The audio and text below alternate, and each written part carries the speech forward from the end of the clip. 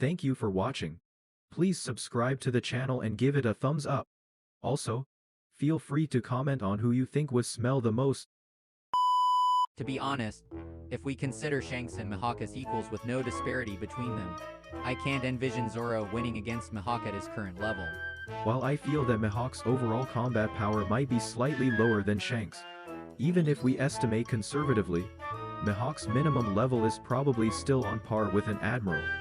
So, Zoro still has a long way to go. Zoro's firepower is strong enough to reach Kaido, so I think his attack power alone is on par with the four emperors. Honestly, in terms of firepower, there probably isn't much difference. If Zoro goes all out, he should be at the point where he can almost win or barely lose. Otherwise, the story can't progress. I don't want to see one-armed Shanks defeat Mihawk using just Haki. Mihawk is a terrifying guy who, unlike Shanks, hasn't even revealed a single technique name. That attack in the war arc where the shockwave sliced through Ice Persich still seems difficult for Zoro to pull off. Mihawk hasn't fought at all, so there's nothing more to say. I wonder who Mihawk will fight. I think we'll definitely see a battle scene involving Zoro before Mihawk. As a fan, I really want to see Mihawk show his serious fighting skills soon. It's tough to keep hearing how strong he is without any significant portrayal to back it up. After training, Zoro has finally reached the point where Mihawk's regular moves can be considered his finishing moves. Until he can turn finishing moves into regular moves, he's still got a ways to go. Honestly, Zoro is strong, about on par with Lucci, but it's a bit ambiguous. Mihawk's individual combat power was thought to be at the level of a four emperors, but it turns out he's not as impressive as expected. I really hope they stop with that narrative. The bald swordsman among the five elders, like Garp, should be stronger than these guys, right? The bald swordsman aside, Garlino feels like a flimsy character with a lot of fake feeling. This manga has never had a strong racist figure. Well, he claims to be the world's strongest, though he hasn't fought Vista either. He hasn't fought Big Mom either?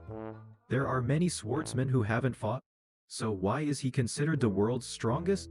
The Navy rating Mihawk's swordsmanship above Shanks isn't clear. It's unknown what their basis is. Even if they saw them fight directly, if it's a close match, Mihawk wouldn't necessarily be seen as superior or victorious in that evaluation. Zoro probably won't fight Vista, Big Mom, Law, or the Wano Samurai in the future. However, if he can defeat Mihawk, he can become the world's strongest just by defeating Mihawk. Therefore, becoming Mihawk's disciple and learning his techniques is a smart strategy to defeat Mihawk. In the end, he might become a laughingstock as the world's strongest swordsman.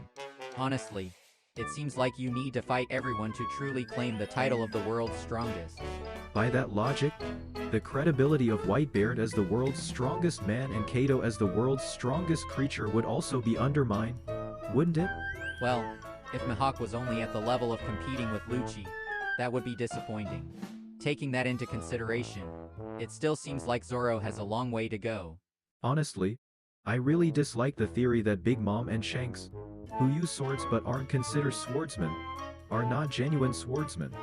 Big Mom's case might be somewhat understandable, but it's just strange that Shanks wouldn't be considered a swordsman.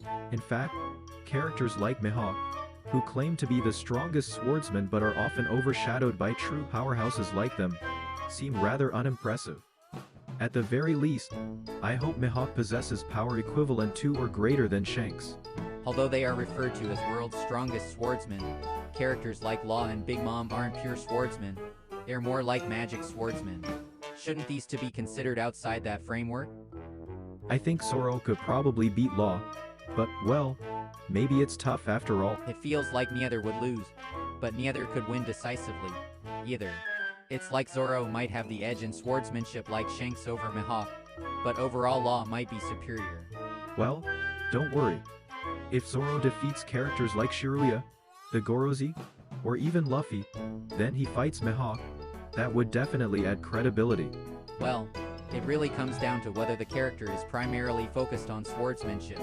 Law, for instance, uses his abilities mostly as a medium, so theoretically, he could achieve similar effects with a long stick or something similar.